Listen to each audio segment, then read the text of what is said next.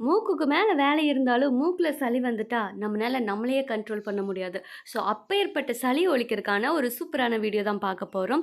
Hi மக்களே எல்லாருக்கும் வணக்கம். Welcome back to Sai Tamil tips. இன்னைக்கு சளிய விரட்டுறதுக்கான ஒரு சில வீட்டு மருத்துவ குறிப்புகள் சொல்லப் போறேன். எல்லாமே வந்து எஃபெக்டிவான டிப்ஸுங்க. ஸோ, அந்த டிப்ஸ் என்னன்னு பார்க்கறதுக்கு முன்னாடி நம்ம சேனல் இப்ப தான் பார்க்குறீங்கன்னா, மறக்காம சப்ஸ்கிரைப் பண்ணி பெல் ஐகானையும் கிளிக் பண்ணி வச்சுக்கோங்க. நான் எப்பயும் கேட்கறது தான், இந்த வீடியோ உங்களுக்கு யூஸ்ஃபுல்லா இருந்ததுன்னா, தயவு செஞ்சு உங்களோட லைக் போடுங்க. பிகாஸ் அது எனக்கு ஒரு நல்ல மோட்டிவேஷனா இருக்கும். வாங்க வீடியோக்குள்ள போலாம். சளி விரட்டுறதுக்கான முதல் குறிப்பை தயாரிக்கிறதுக்கு ஒரு பாத்திரத்தில் 1 டம்ளர் தண்ணி எடுத்துக்கோங்க. டம்ளர் வந்து கொஞ்சம் பெருசாக இருக்கிற மாதிரி பார்த்து எடுத்துக்கோங்க. நான் இந்த அளவுக்கு பெரிய டம்ளர் யூஸ் பண்ணுறேன். அதில் 1 டம்ளர் தண்ணியை வந்து அந்த பாத்திரத்தில் எடுத்துக்கோங்க. தண்ணி வந்து இந்த மாதிரி நல்லா பபிள்ஸ் விட்டு கொதிச்சு வர்றப்போ 2 டீஸ்பூன் அளவுக்கு சுக்கு பொடி ஆட் பண்ணிக்கோங்க. காஞ்ச இஞ்சி பொடி, கடைகளில் வந்து இஞ்சி டீ விற்பாங்க, அதை வாங்காதீங்க. இஞ்சி பொடின்னு கேட்டு வாங்குங்க. அது 2 டீஸ்பூன் ஆட் பண்ணிக்கோங்க.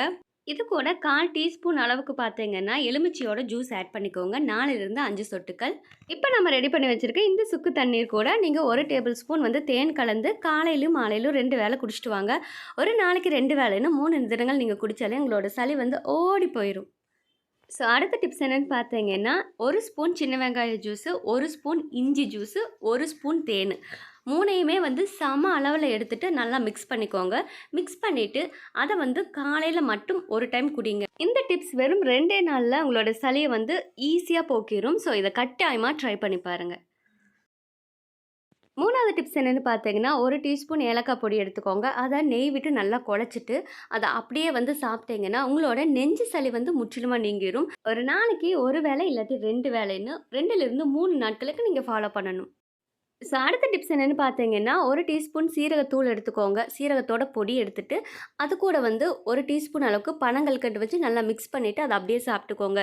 சாப்பிட முடியுமா அப்படின்னு டவுட் பட்டீங்கன்னா, அடுப்பில் ஒரு பாத்திரத்தை வச்சுட்டு அதில் 200 ml தண்ணி ஆட் பண்ணிக்கோங்க. அதில் 1 ஸ்பூன் அளவுக்கு சீரகத்தூள் ஆட் பண்ணிவிட்டு 1லிருந்து 2 ஸ்பூன் அளவுக்கு பனங்கல்கண்டையும் ஆட் பண்ணிவிட்டு நல்லா மிக்ஸ் பண்ணிவிட்டு நல்லா கொதிச்சதுக்கப்புறம் அந்த தண்ணீரை நீங்கள் குடிச்சிட்டு வாங்க.